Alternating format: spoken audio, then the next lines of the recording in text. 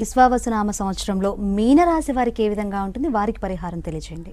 మన ద్వాదశ రాశుల్లో ఆఖరి రాశి మీనరాశి. ఈ మీనరాశికి విశ్వావసునామ సంవత్సరం ఎలాంటి గ్రహస్థితి ఉందో చూద్దాం. మీనరాశి వారికి ఈ సంవత్సరం జన్మ రాశిలో శని ప్రవేశించడం, మీనరాశి వారికి చతుర్థ స్థానంలో బృహస్పతి అనుకూలంగా ఉండడం, వ్యయస్థానంలో కేతు, 6వ స్థానంలో రాహు సంచారం చేత మీనరాశి వారికి ఏలినాటి శని జన్మశని ఉన్నప్పటికీ గత 2.5 సంవత్సరాలతో పోల్చుకుంటే ఈ సంవత్సరం అనుకూలమైన సంవత్సరం. మీనరాశి వారు చాలామంది ఏలినాటి శనిలో ఉన్నాం, జన్మశని వస్తుందని భయపడేటువంటి వారికి ఈ సంవత్సరం కొంత కలిసి వస్తుందని మాత్రం సూచిస్తున్నాను. మీనరాశి వారికి ఏలినాటి శని వల్ల ఇది అద్భుతమైన సంవత్సరం కాదు, కానీ కలిసి మాత్రం వస్తుంది. ఇక మీనరాశి వారికి విశేషించి నిరుద్యోగులకి ఉద్యోగ ప్రయత్నాలు సఫలీకృతం అవుతాయి. ఉద్యోగస్తులకి ఉద్యోగంలో శుభ ఫలితాలు ఉంటాయి, కానీ ఆశించినటువంటి స్థాయి ఫలితాలు ఉండవు. అందువల్ల ఉద్యోగస్తులు ఉద్యోగంలో ఏది ఆశించకుండా మీ పని మీరు చేయడం వల్ల ఉత్తమ ఫలితాలు ఉంటాయని మాత్రం సూచిస్తున్నాను. ఇంకా మీనరాశి వ్యాపారస్తులకి వ్యాపారంలో కొంత ఒడిదుడుకులు ఉన్నాయి, మధ్యస్థ ఫలితాలు ఉన్నాయి.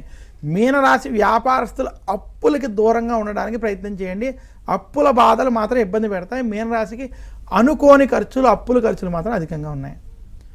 మీనరాశి వారు ఆరోగ్య విషయాల్లో, కుటుంబానికి సంబంధించినటువంటి ఆరోగ్య విషయాల్లో ఖచ్చితమైన జాగ్రత్తలు వహించాలి.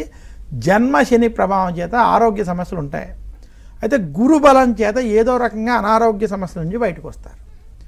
మీనరాశి స్త్రీలకి ఇది మధ్యస్థం నుండి అనుకూలమైన సంవత్సరం. గురుబలం, రాహుకేతు అనుకూల ప్రభావం చేత మీకు కొంత అనుకూలమైనటువంటి ఫలితాలు ఉన్నాయి. మీనరాశి విద్యార్థులకి కుటుంబంలో శుభ ఫలితాలు, అలాగే మీరు విద్యపరమైనటువంటి చేసేటువంటి వాటిలో అనుకూలమైనటువంటి ఫలితాలు మాత్రం ఈ సంవత్సరం కనబడుతున్నాయి. మొత్తం మీద మీనరాశి వారికి శ్రీ విశ్వావసునామ సంవత్సరం మధ్యస్థ నుండి అనుకూల ఫలితాలు, కొంత కలిసి వచ్చేటువంటి ఫలితాలు ఉన్నాయి. ఏలినాటి శని ప్రభావం చేత మాత్రం అన్ని విషయాల్లో ఆచితూచి వ్యవహరించడం, జాగ్రత్తలు పాటించడం మాత్రం మంచిది.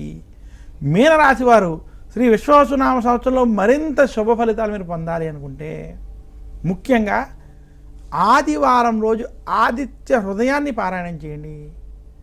మీనరాశికి అధిపతి అయినటువంటి గురుడు గురువారం రోజు, బృహస్పతి వారం రోజు కనుక దక్షిణామూర్తి స్తోత్రాన్ని పారాయణ చేయడం, దక్షిణామూర్తి ఆలయాలకు వెళ్ళి దర్శనం వంటివి చేసుకోవడం వల్ల మరింత శుభ ఫలితాలు కలుగుతాయి.